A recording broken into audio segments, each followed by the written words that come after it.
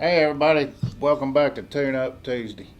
We sure have enjoyed all the questions and comments y'all been leaving, and we noticed that in some of the comments you've asked about decoys. What do we do when we put our decoys out? Do we put them in a J frame? Do we put them in a C? Do we put them in a line? No, we don't do that. What we do is ducks are going to come into your location against the wind every time. So what we like to do is we'll put the bulk of our decoys upwind of our blind location. That way when they light, right before they get to them, well, that's where we are. Now how do we put them out? We'll put them out, I'd say, no closer together than 5 or 6 feet. That does two things. If you don't have many decoys in your spread, when you spread them out like that, it makes it look like a lot more ducks. And number two is when the wind's blowing hard, they ain't banging together, making a bunch of racket. So that's the two things that we do. Teal, they're gonna light in them.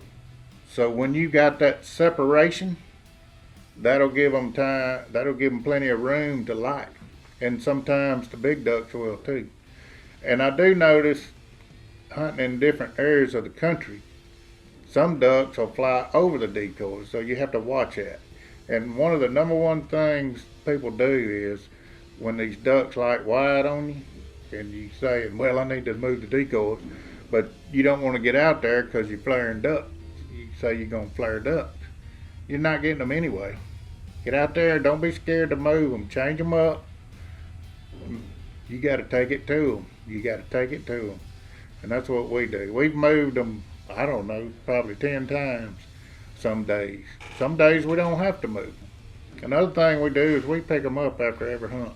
Because we don't want them, once these local ducks get in here, the ducks get in there and get localized, what I mean to say. We don't want them to get used to seeing that spread out there. That's just some of the things we do. Another thing we do is we have different species in our spread. We'll have teal, woodies, gadwall, Weegians, whatever's in your flyway, you need to have some of it in there. But not only that, you need to have somebody in the blind making that duck sound, not just mallard sound. You need to be making mallard drake, you need to be making a gadwall sound, you need to be making a teal sound. It's just more natural.